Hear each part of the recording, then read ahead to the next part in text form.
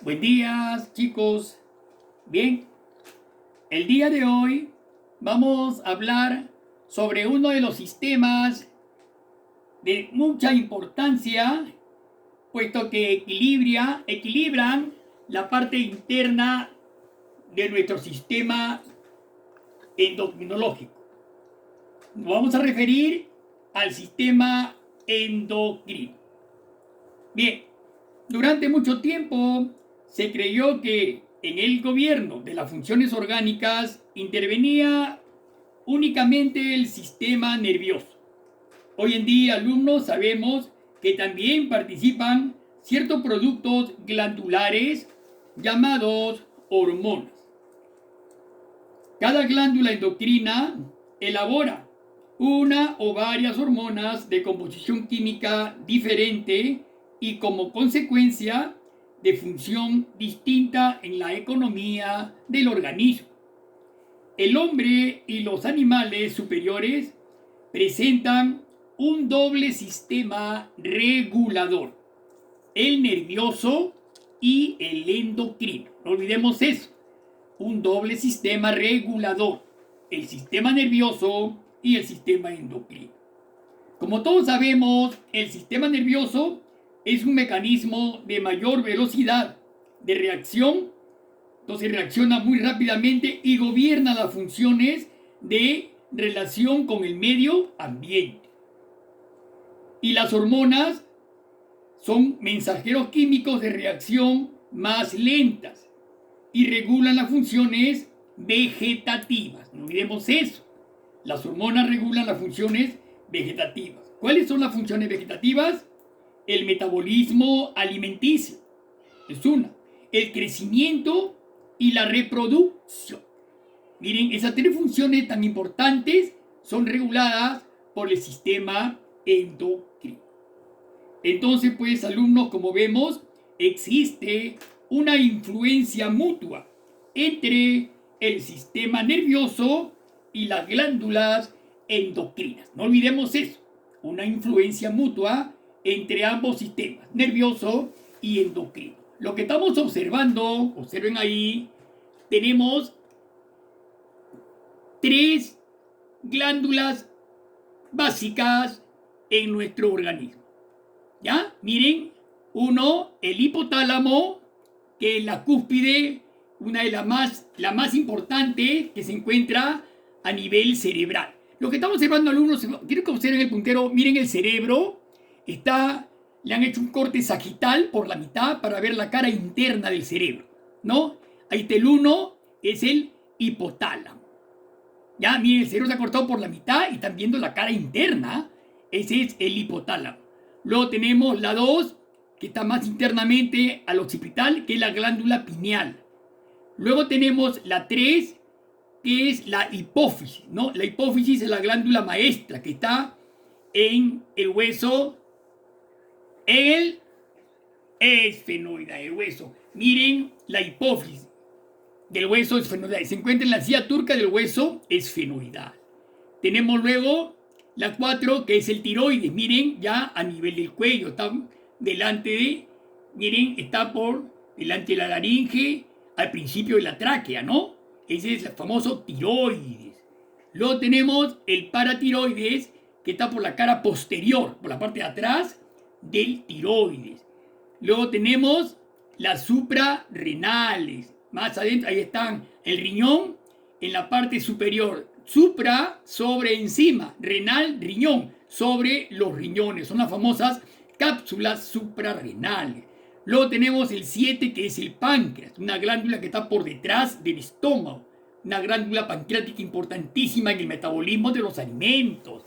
Luego tenemos, del páncreas, tenemos los testículos, reproductor, los testículos, ¿no? Que también son glándulas sexuales masculinas, productora de la testosterona, ¿no? Es una hormona que le da, pues, al varón sus características propias.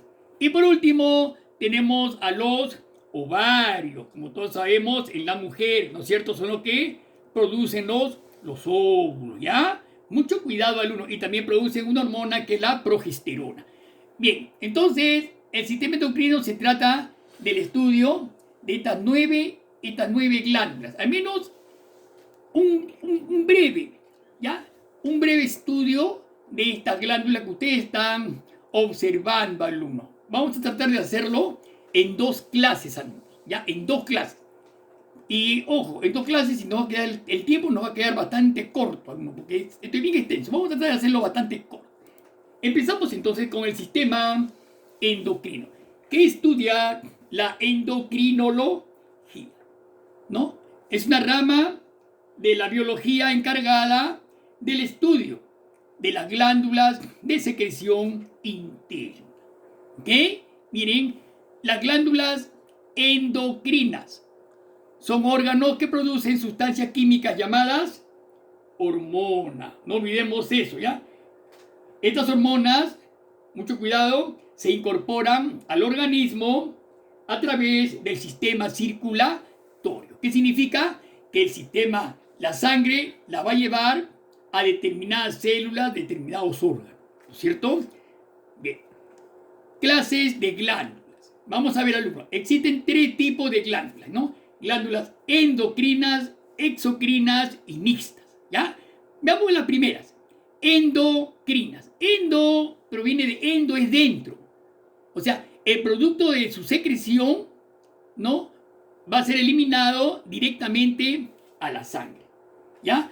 Ejemplo de algunas glándulas endocrinas: tiroides, hipófisis, timo, ¿no? Paratiroides, cápsulas suprarrenales, son endocrinas, porque estas glándulas van a secretar hormonas y le van a vertir directamente a la sangre.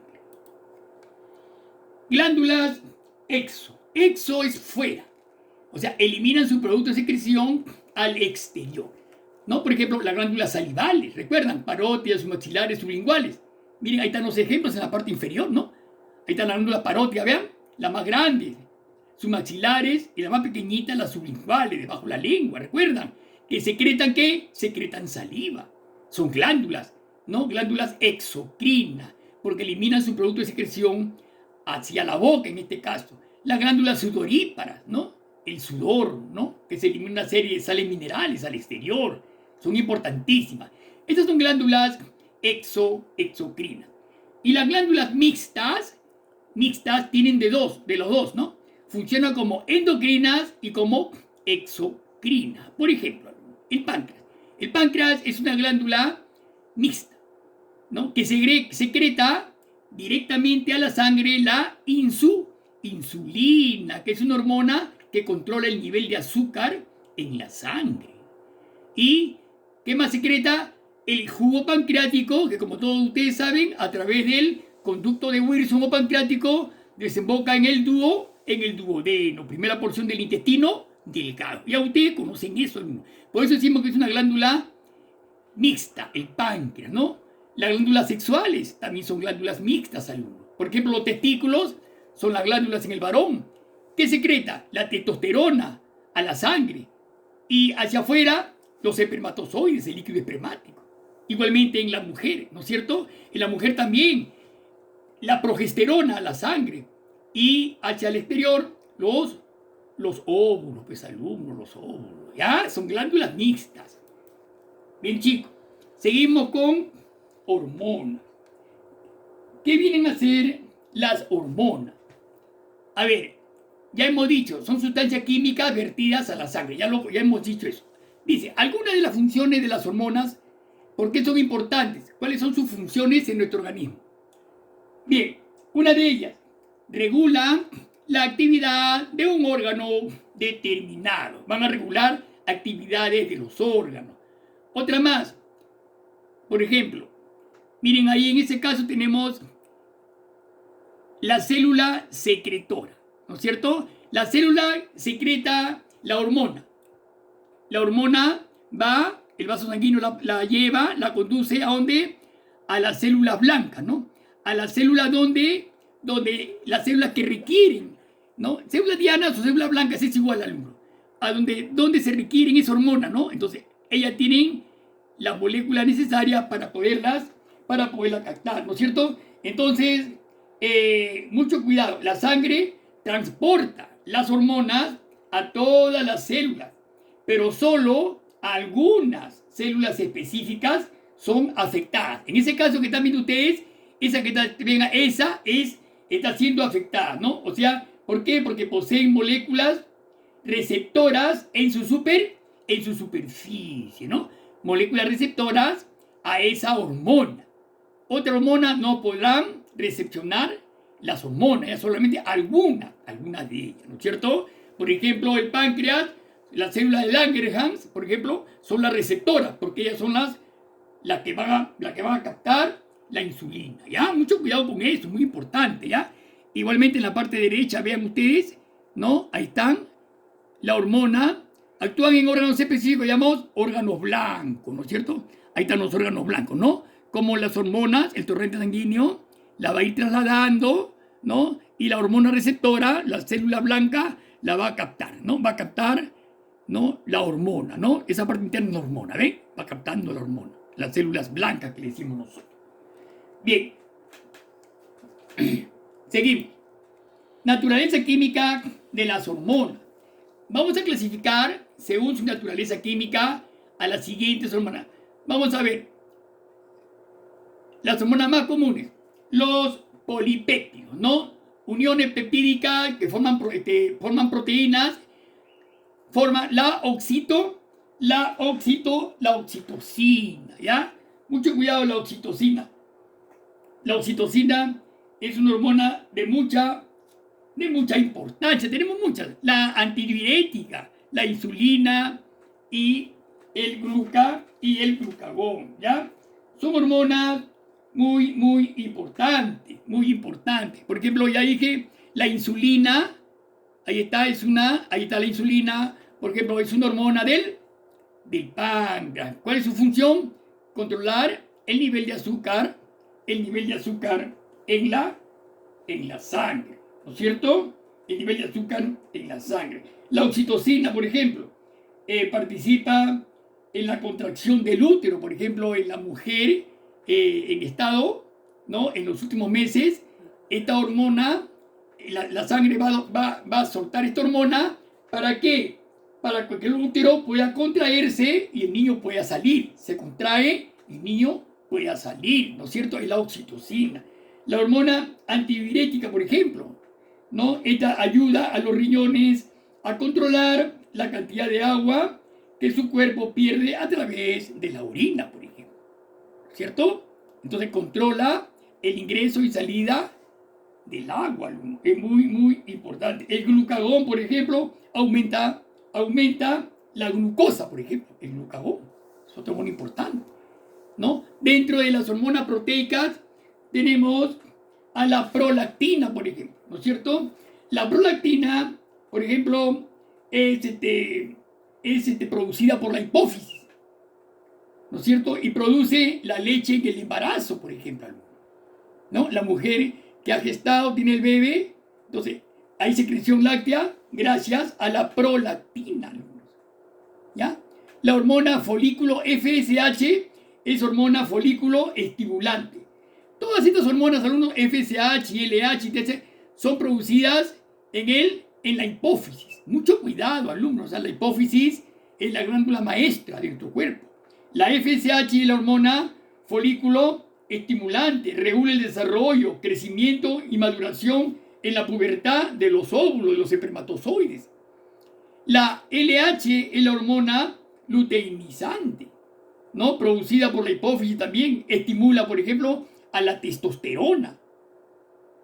La TSH es la hormona estimulante del tiroides. Sino que ahí está en inglés, alumnos, son siglas en inglés. Hormona estimulante del tiroides. Estimula al tiroides para producir hormonas. La ACTH es la hormona adrenocorticotropa. ACTH. Es producida por la hipófisis y estimula las glándulas suprarrenales, por ejemplo. Miren, una serie de hormonas que tenemos en nuestro organismo. Tenemos luego hormonas derivadas de las aminas, la adrenalina, la noradrenalina, la tiroxina, ¿no? Es una hormona del tiroides. Tenemos esteroides derivados de lípidos como estrógeno, progesterona y testosterona, que son hormonas producidas por los ovarios y los testículos. Tenemos la cortisona, ¿no? La cortisona, que es una hormona, son corticoides, ¿no? Por ejemplo, los corticoides alivian la inflamación, afecciones cutáneas, el asma, ¿no? Afecciones pulmonares, son muy importantes. La aldosterona también son producidas por las glándulas suprarrenales, controlan la presión arterial y mantienen los niveles saludables de sodio y potasio, por ejemplo. Hay un equilibrio de sodio y potasio intracelular y extracelular. Todas estas hormonas, alumnos, son bastante importantes, ¿ya? Muy bien. Entonces, para el estudio de cada una de estas glándulas, alumnos, de este sistema endocrino, voy a considerar tres partes muy importantes, tres funciones muy importantes, ¿ya? La generalidad, o sea, la situación, tamaño, estudio anatómico de la hormona, las consecuencias de su extirpación o hipofunción y la función de la hormona u hormonas que segrega. Estos tres puntos van a ser consideradas en todas las glándulas, ¿ya? En todas las glándulas. Veamos estudios de la primera glándula, chicos, ¿ya? Tenemos entonces a nuestra primera glándula, tiroides. Generalidades. ¿Dónde se ubica? Glándula impar de unos 3 centímetros de altura, situada en la parte anterior del cuello. Ahí está, miren, por delante de la laringe y principio de la tráquea. Quiero que vean eso. Está delante de la laringe y principios de la tráquea. Miren cómo está compuesta de dos lóbulos simétricos, ¿no? Simétricos similares, ¿no? Dos lóbulos simétricos y están unidas por un istmo. Ahí está el istmo, mira, ese istmo es un istmo que une a los dos lóbulos, derecho e izquierdo, ¿no? Y presentan una prolongación filiforme, vean la parte media, llamada pirámide de Lalouette. Esa es la pirámide de Lalouette, se llama, alumnos. Mucho cuidado con esta tiroides, ¿ya? A ver, efectos de su extirpación y su atrofia. Cuando digo extirpación es cuando es la ablación, o sea, la extirpación total del tiroides, y cuando digo atrofia es cuando hay un crecimiento desmedido de la glándula, un crecimiento desmedido, ¿ya? Es una atrofia, un crecimiento. Entonces, la extirpación de esta glándula o atrofia o insuficiencia tiroidea, ¿qué va a determinar en la persona? A ver, un conjunto de síntomas, conocido con el nombre de mixedema, ¿ya? Miren bien, todos estos síntomas son conocidos con el nombre de mixedema. ¿Cuáles son estos síntomas? Primero, signos periféricos. A ver, ¿qué signo periférico va a presentar la persona? ¿No? O sea, la piel de la cara, ¿no? De las manos, se va a secar, se vuelve áspera, arrugada, el pelo pierde brillantez y cae con facilidad. Miren, está la piel, miren esa piel de un mixedematoso, ¿no? La piel de la cara, ¿ves? De las manos se seca, se vuelve áspera. Ahí están las manos, los pies, no se ampolla, le salen como una especie de ampollas, hay una resequedad, el pelo pierde brillantez y cae con facilidad, ¿no es cierto? Hay trastornos orgánicos también, ¿no? Trastornos orgánicos, por ejemplo, hay dentro de los trastornos orgánicos descenso de la temperatura y la presión arterial, hay una disminución del tono muscular, el estado psíquico de la persona, la persona se vuelve perezosa, hay apatía, somnolencia, disminución de la actividad intelectual y depresión nerviosa. Todos estos síntomas, alumnos, revelan una gran debilidad general. En realidad, pues, alumnos, es el resultado de una notable disminución del metabolismo, porque esta es una glándula que participa muy activamente en el metabolismo, la tiroides, ¿ya? Mucho cuidado. Ahora veamos el mixedema en el niño, alumno. Este es muy interesante, ¿no es cierto? Dice, a los síntomas ya mencionados, que acabo de mencionar, hay trastornos del crecimiento del niño, alumno, originando el enanismo mixedematoso, como están ustedes observando, miren, enanismo mixedematoso, y paralelamente el cretinismo o idiotez. O sea, miren, alumnos, ¿no? Enanismo y cretinismo igualmente. Se presentan las dos enfermedades, alumnos, ¿ya? Mucho cuidado. Un coeficiente intelectual bastante bajo, porque hay un tipo de cretinismo o idiotez. Mucho cuidado. Bien, alumnos. Entonces, la administración de la tiroxina, que es una hormona rica en yodo, no olvidemos que esta hormona, alumnos, es la hormona del tiroides, se basa más que todo en la síntesis del yodo, una hormona rica en yodo, corrige rápidamente estos trastornos, haciendo desaparecer los síntomas de la insuficiencia tiroidea, ¿ya?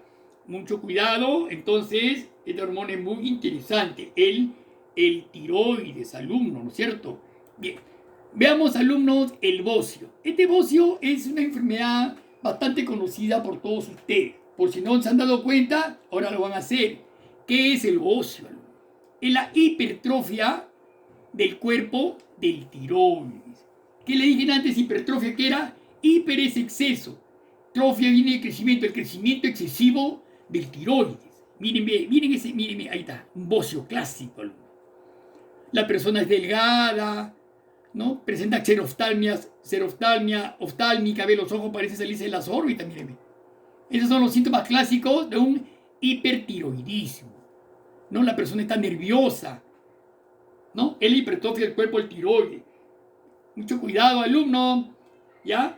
Puede causar la enfermedad de Basedow por la alteración o exageración de su actividad, hipersecreción.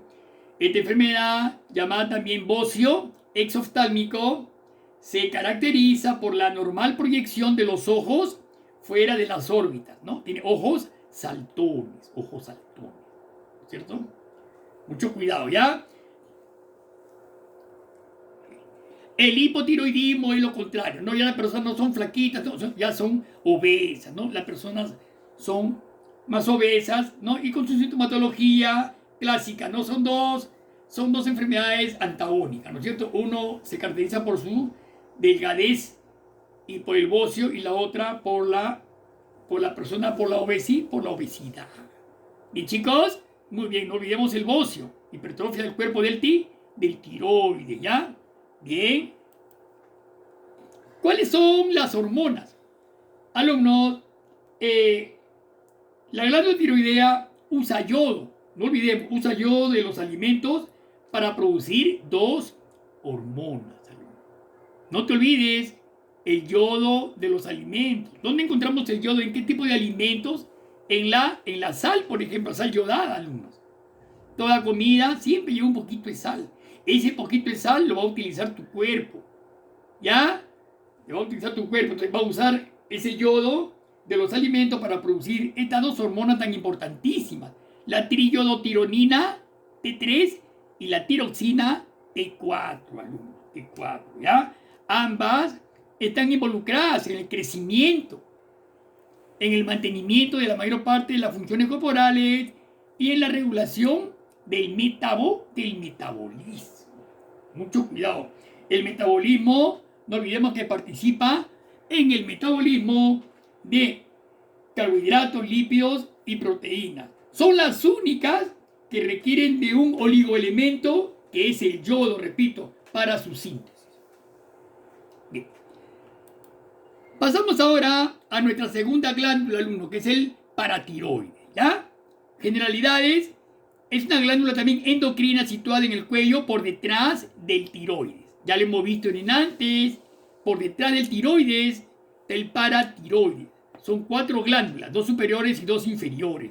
La extirpación de estas glándulas determina una hiperexcitabilidad nerviosa y muscular que provoca la llamada tetania paratiroidea. Mira, mira, ahí están los síntomas de una tetania paratiroidea. Clásico. Los fenómenos tetánicos consisten en contracciones musculares espasmódicos en forma de ataques convulsivos. Miren cómo se arquea, ¿no?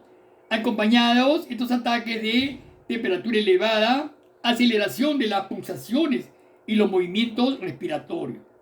Muchas veces, alumnos, sobreviene la muerte por asfixia debido a un espasmo de la glotis, ¿no? Se cierra la glotis, no puede pasar el aire y te mueres asfixiado debido a la tetania paratiroidea. ¿Bien?